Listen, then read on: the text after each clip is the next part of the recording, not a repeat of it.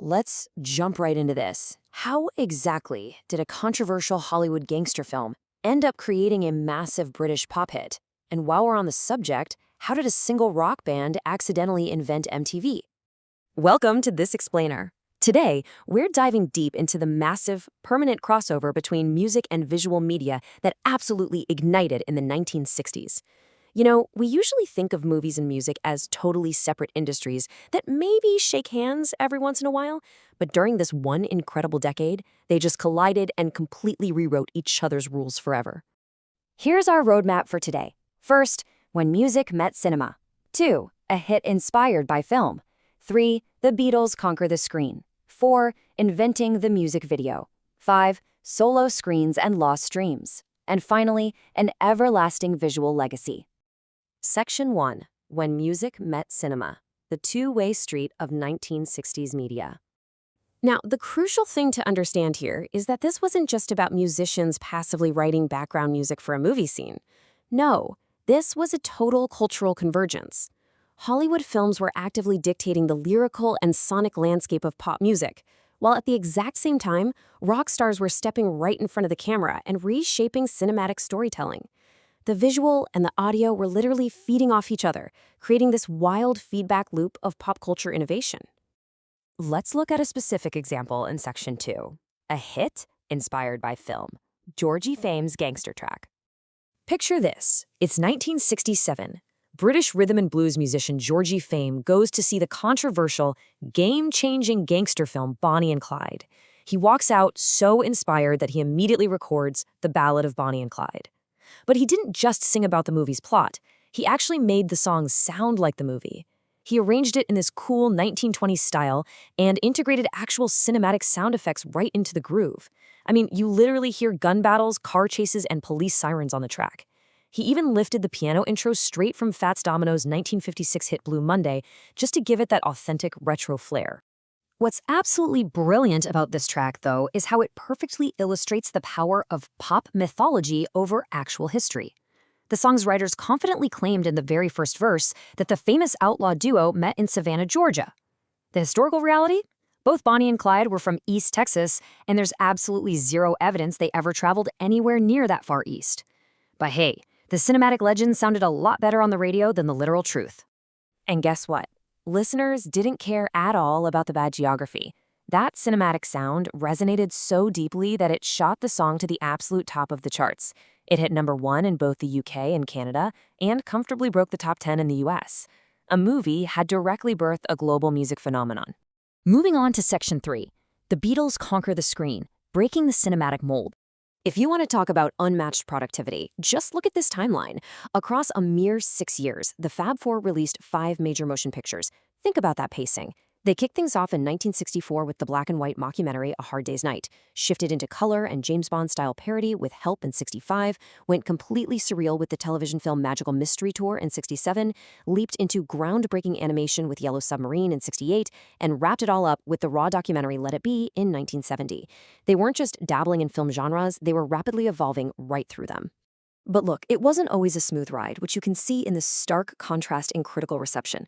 A Hard Day's Night was universally praised. It completely revolutionized the jukebox musical by ditching those tired old Hollywood tropes and just letting the band play hilarious, fictionalized versions of themselves.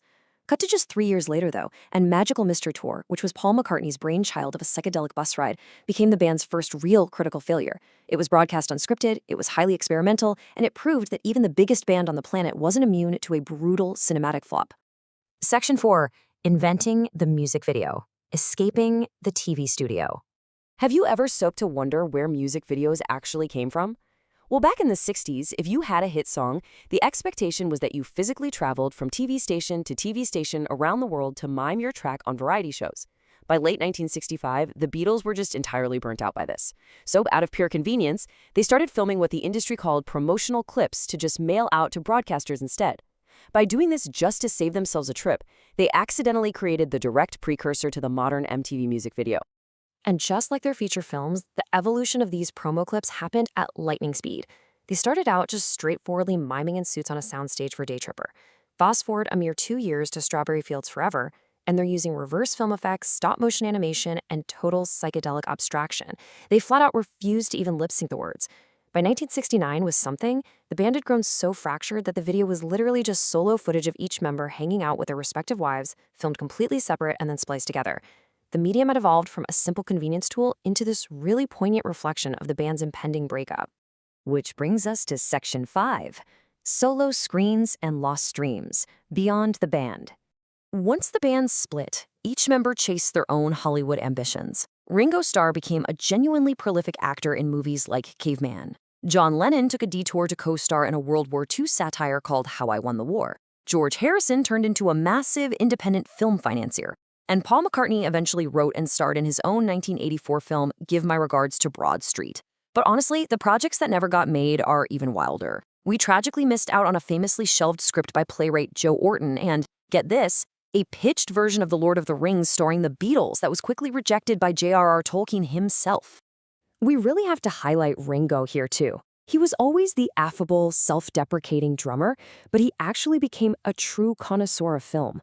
Director and producer Walter Shenson literally called him, quote, a superb actor, an absolute natural. Critics and industry pros genuinely respected his comedic timing and his natural screen presence. And on the production side, George Harrison's impact is just staggering. When funding completely collapsed for the controversial comedy Monty Python's Life of Brian, George stepped right in. He formed Handmade Films and financed the movie by literally mortgaging his own home. Monty Python's Eric Idle famously joked that it was the most anybody's ever paid for a cinema ticket in history. George essentially kept British independent comedy alive for no other reason than he really wanted to see the movie. Section 6. An Everlasting Visual Legacy, the Enduring Impact. The collision of their music with visual media obviously didn't end in the 1960s. Its footprint is massive and still expanding today. The sheer volume of documentaries capturing them spans from 1964's What's Happening all the way to Peter Jackson's epic 2021 series Get Back. Their music has inspired entire fictional movie universes like Across the Universe and the 2019 hit Yesterday. From an industry perspective, their 1968 film Yellow Submarine was a radical departure from the traditional Disney style and is heavily credited with saving the feature-length animation industry entirely. And looking ahead, Sony and director Sam Mendes are currently planning 4 massive interconnected biopics, one for each Beatle, slated for release in 2028.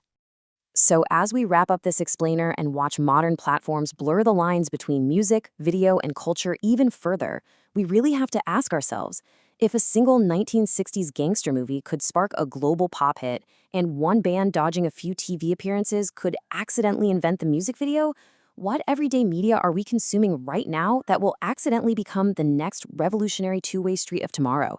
Keep your eyes and ears open. Thanks for learning with me today.